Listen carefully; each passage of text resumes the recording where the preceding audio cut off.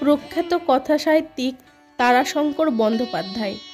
ইংরেজি 23শে জুলাই 1898 সাল তথা বাংলার 8ই শ্রাবণ 1305 বঙ্গাব্দে বীরভূম জেলার তৎকালীন অখ্যাত গ্রাম লাভপুরে জন্মগ্রহণ করেন এক ক্ষয়িষ্ণু জমিদার বংশে।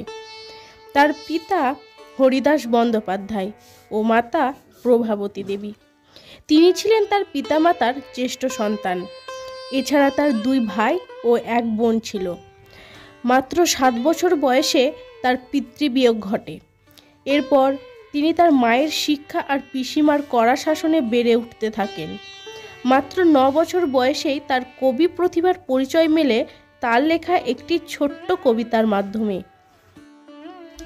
ধাত্রীদেবতা তারাশঙ্কর বন্দ্যোপাধ্যায়ের স্মৃতি বিজারিত সংগ্রহশালা। পরবর্তী সময়ে জমিদার পরিবারের সমস্যা ও লাভপুর সন্নিহিত অঞ্চলের সাধারণ জনজীবন তারাশঙ্করের আঞ্চলিক উপন্যাসগুলির অন্যতম প্রধান বৈশিষ্ট্য হয়ে উঠেছিল এবং তা তার আত্মজীবনীমূলক উপন্যাস ধাত্রীদেবতা বইয়ে উল্লেখ পাওয়া যায়। তারাশঙ্করের প্রথম উপন্যাস চৈতালি ঘূর্ণি। এরপর 1939 সালে প্রকাশিত হয় ধাত্রীদেবতা উপন্যাসটি। একে একে প্রকাশিত হয় তার বিখ্যাত উপন্যাস কালিন্দী, গণদেবতা, মন্বন্তর, পঞ্চগ্রাম, কবি, সন্দীপন পাঠশালা, অভিযান ইত্যাদি। 1971 সালে তিনি সাহিত্যের নোবেল পুরস্কারের জন্য মনোনীত হয়েছিলেন তারাশঙ্কর। বর্তমানে তার বাড়ি ধাত্রীদেবতা লেখকের সংগ্রহশালা হিসেবে আছে। এখনও অনেকে আসে ধাত্রীদেবতা দেখতে।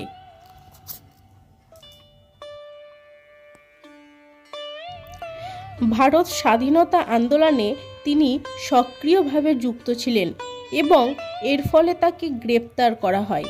ছাড়া পাওয়ার পর তিনি পরিপূর্ণভাবে নিজেকে সাহিত্য চর্চার কাজে নিযুক্ত করেন।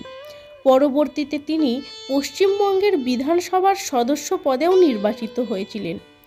1932 সালে তার প্রথম উপন্যাস চৈতালি ঘূর্ণি প্রকাশ পায় এবং সেই বছরই রবীন্দ্রনাথ ঠাকুরের সাথে তিনি শান্তিনিকেতনে দেখা করেন। এছাড়াও তিনি নিজ গ্রামের সাহিত্য সম্মেলনের সভাপতিত্ব করেন এবং 1970 সালে বঙ্গীয় সাহিত্য পরিষদের সভাপতি নির্বাচিত হয়েছিলেন। একই সাথে তিনি ছিলেন ফ্যাসিবিরোধী লেখক ও শিল্পী সংগঠনের সভাপতি।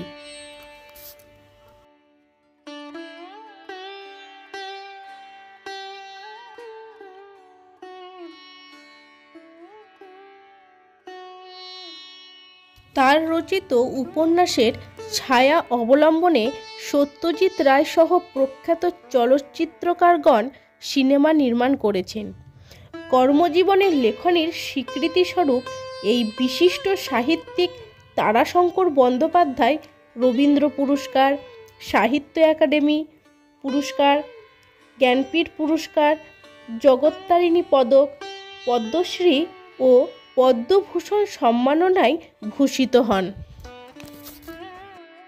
কিংবদন্তি লেখক তারাশঙ্কর বন্দ্যোপাধ্যায় 1971 সালের 14ই সেপ্টেম্বর কলকাতায় মৃত্যুবরণ করেন।